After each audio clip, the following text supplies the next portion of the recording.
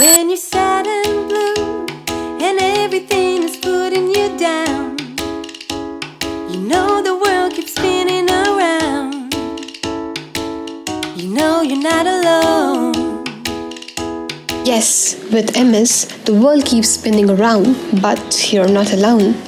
Welcome to the 10 Minutes for MS podcast, in which we share information about MS in just 10 minutes. In this episode, I'm glad to welcome Dr. Gretchen, MS specialist, physiotherapist. According to National Multiple Sclerosis Society, 80% of the people with MS have fatigue. But what is fatigue? How it is different from tiredness, and how does it impact a life of a person with MS? Let us learn more about fatigue by meeting Dr. Gretchen again. Hi, Doctor. Welcome again to the show. Thank you so much. I enjoy being here. I would like to first request you to help us know a little more about fatigue. What is fatigue? How different it is from tiredness? And are there any kinds of fatigue that a person can have? Yes, all great questions. So the first thing I want to mention are the different types, because there are two different types of fatigue, and it's important to know which one you might be struggling with, and you might be struggling with both. But the first type is primary fatigue. And primary fatigue is the type of fatigue where you didn't do anything that caused this fatigue. It's purely caused from the multiple sclerosis, from the disease that's happening. Whereas you didn't stay up late last night. Maybe you got a great night's sleep. You did not exercise. There's nothing you can think of that you may have done to cause this, yet you are exhausted, drained. And I have had several clients say that their primary fatigue on occasion is so bad that it feels like it's hard to just open their eyelids, like just to open their eyes. And so that's how draining this type of fatigue can feel. And some people feel like it's a huge weighted blanket on them and they just can't even move. Now, secondary fatigue means there is a reason for it. You did exercise, or you couldn't fall asleep last night. It was a bad night's sleep.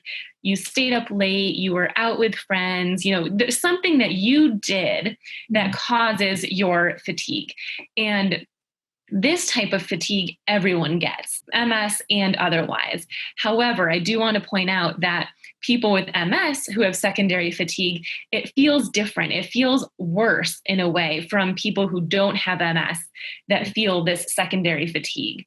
So there are different ways to manage both types of fatigue. Exercise has been proven in research to help with both types, even primary fatigue. With primary fatigue, there are some medications that some doctors will occasionally prescribe.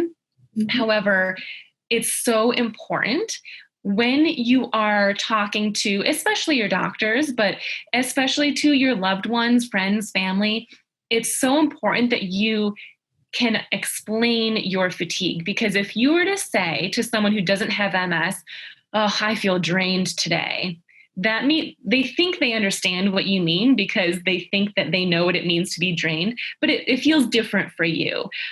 Or if you just say, "Oh my gosh, I'm so tired," that means something different to someone who doesn't have MS. So using descriptive words, like it feels like I have 50 pounds of bricks on me, or it's a challenge to open my eyes. So what kind of exercises can a person do when he has fatigue?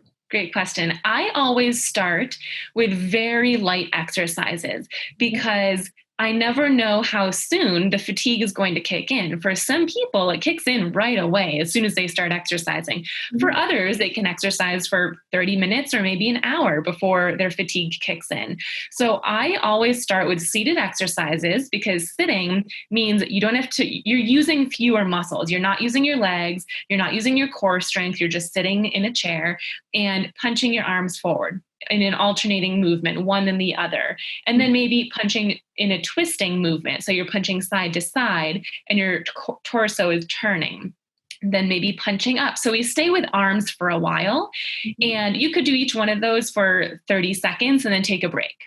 And then 30 more seconds and then take a break. So it's not continuous movement. You are putting breaks in there, And then we might move on to seated leg exercises like marching or leg kicks. And leg movement can sometimes be more challenging. So we might only do 5 and then take a break. And you're building up your tolerance to these exercises. And the more tolerance and endurance you have, the better your fatigue will be. Okay.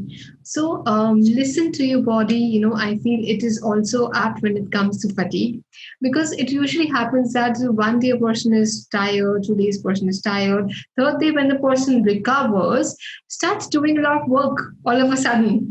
And they forget about fatigue and they start working a lot and then again go back to the bed saying, oh, fatigued. So Yeah. this is something I think everybody should keep in their minds by, attending to fatigue when have MS. I always consider that point where people start feeling more energized the danger zone, because it's great that you're feeling more energized, but you are also most likely to overdo it. So consistently and continuously checking in with your body. And it can be tricky if you don't feel fatigue in the moment. Then you have to make time to stop, even though you don't feel like you need to. Along with the exercises that can help fatigue, is there any kind of other lifestyle changes or diet that you can suggest? Yep, sleep is a big one. And people might be listening to this saying, sleep is so hard. Like, of course, that's not going to get better for me.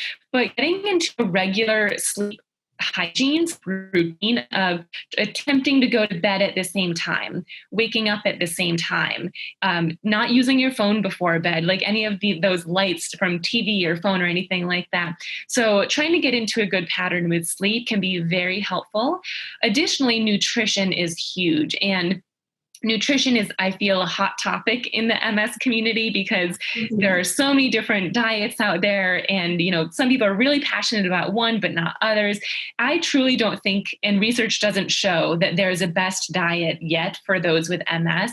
So everyone is different, but being healthy, less sodium, eating healthy foods, few preservatives, that type of thing, that can drastically help with sleep.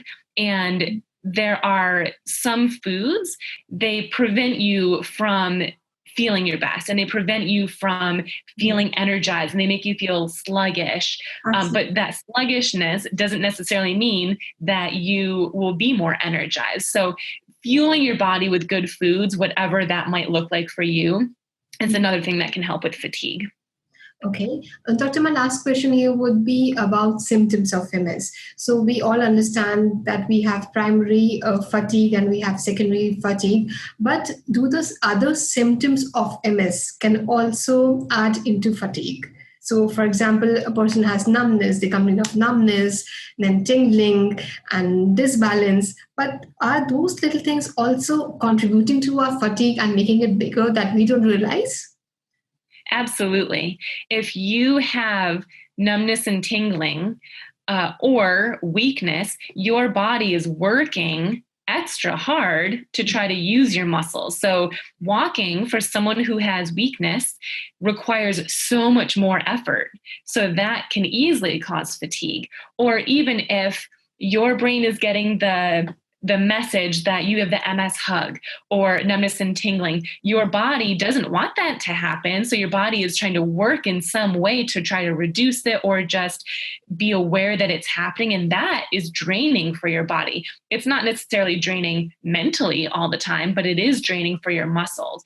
So one thing that I've actually noticed, and the reason that exercise can help with fatigue, is because the stronger your muscles get, the less effort it is. And the less effort you need to put into walking or whatever it is you're doing, the less fatigue you have. So there are a lot of symptoms that come along with MS that can actually cause fatigue. That's very nice. So yes, because if we are exercising regularly and we have strength in the body and our muscles are strong, we'll have less of fatigue, and why we should take exercise more seriously. Thank you so much, Doctor, for your time again today. It was wonderful learning more about fatigue from you. Thank you for having me. Thank you, warriors, for being with us. I hope you found this session useful.